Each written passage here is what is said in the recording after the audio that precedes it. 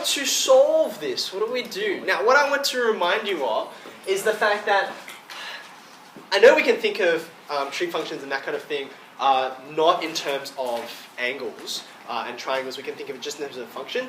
But it sometimes helps if you think of it in terms of angles. Because sine inverse of that and tan inverse of that, if both of those are angles, then the whole thing is also an angle, right?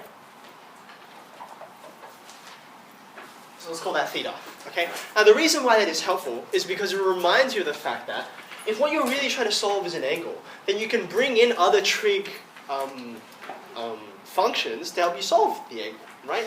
So for instance, I mean, you guys have been sick to death over the last few days of taking the derivative of both sides or taking the integral of both sides. Well, based on the functions we've got, why don't we just take the sine of both sides? Okay?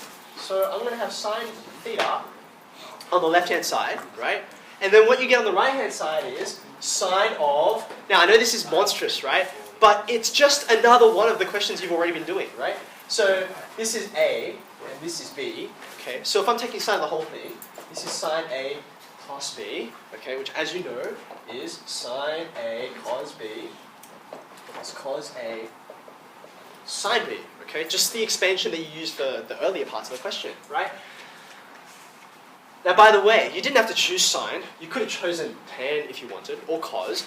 All you need is just the expansion that breaks these apart, okay? And now, you solve it just like you solved the other ones, okay? So, for instance, sine inverse of 3 on 5, okay, which I'm calling A. That means it's in a triangle, right-angled triangle, okay? And it's okay to do this, right? We're all right to put it in a triangle because sine inverse means you're restricting the domain already, okay? It's only between this and this. So therefore, I can stick it in this, no problems.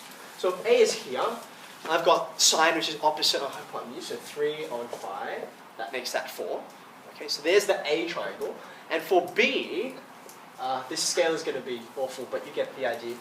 I've got tan, which is opposite on adjacent, right? So opposite on adjacent, which gives you that as your hypotenuse, okay?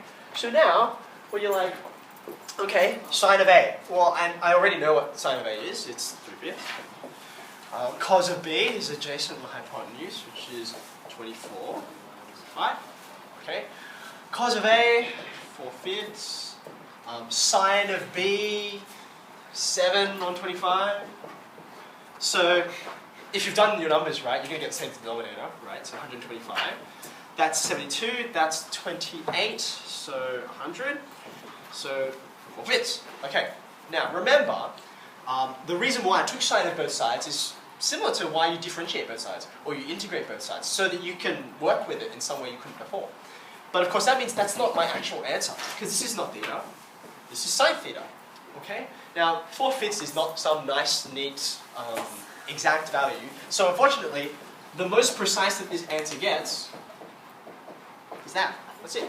Okay, because they didn't say approximate, so you have to leave it exact, and that's it. Okay. The reason why this doesn't fly for like earlier questions is because when you're in this position, you take sine of both sides, you can simplify. Okay. So this is as low as it gets. So that's the solution. Okay.